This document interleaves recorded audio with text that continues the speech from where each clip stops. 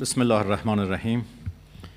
Your Excellency, Dr. Jaishankar, Honorable Minister of External Affairs of India, Honorable Ministers of Foreign Affairs of the BRICS member states, distinguished representatives, esteemed colleagues. As you have all witnessed, my country has within the span of less than a year twice been subjected to brutal and unlawful aggression by the United States and Israel. The attacks on my people have been justified with false claims that run counter to the informed assessments of the International Atomic Energy Agency and even America's own intelligence community. The truth is that Iran, like many other independent nations, is the victim of illegal expansionism and warmongering. These are ugly things which have no place in today's world. Those who pursue reckless adventures may believe it furthers their geopolitical interests. But as consumers and governments around the world now sense and understand, regional instability is a lose-lose proposition for all sides, including the aggressors. In the face of horrific violence, the Iranian people have firmly and proudly stood up for themselves. Did we retreat from our ideal of independence? Did we surrender to the will and whims of imperial power? The answer is clear. We did not and never will.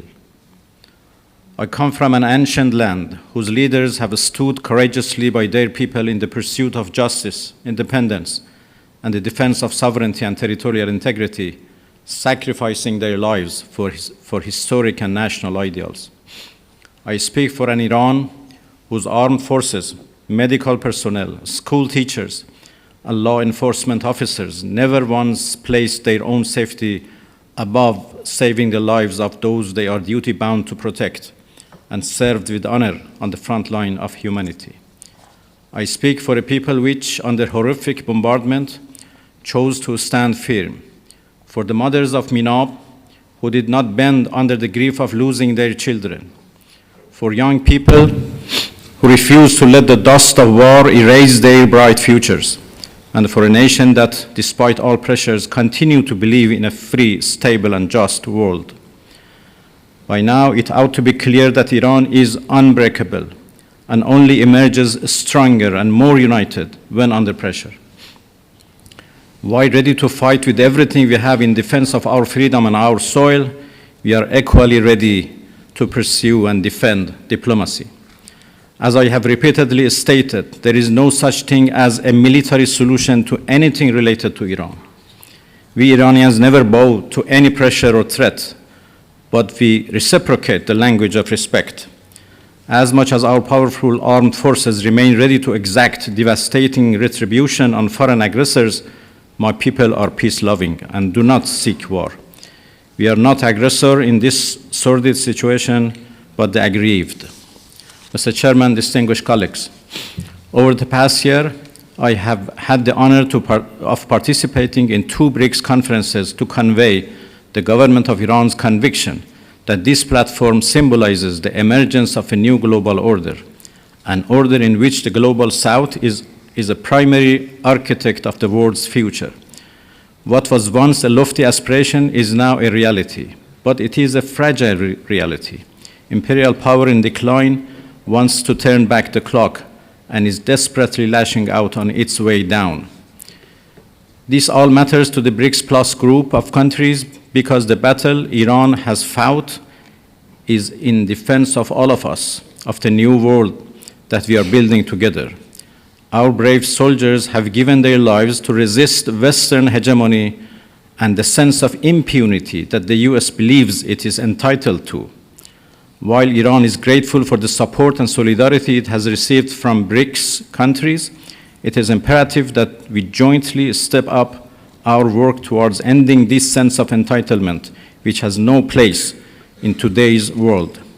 To virtually everyone in this room, our resistance against US bullying is not an unfamiliar battle.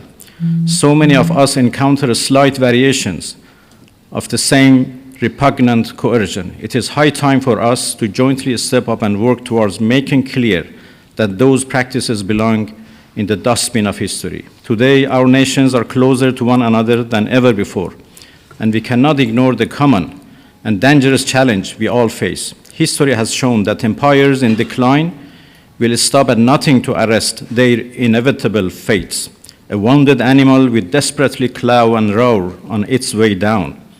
The putting away of all pretenses is apparent in the horrors that the West has shamelessly underwritten or outright pursued in the global South, whether in Asia or Africa or Latin America. What was once framed as unthinkable and decidedly shameful is now either overlooked or openly embarrassed in Western capitals, i.e. horrific genocide, shocking violations of the sovereignty of nations, and outright state piracy on the high seas. These crimes and the Western silence they are met with can only take place if there is a sense of impunity.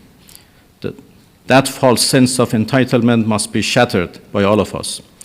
Iran, therefore, calls upon BRICS member states and all responsible members of the international community to explicitly condemn violations of international law by the United States and Israel, including their illegal aggression against Iran, a member of BRICS, prevent the politicization of international institutions, and take concrete action to halt warmongering and to bring an end to the impunity of those who violate the UN Charter.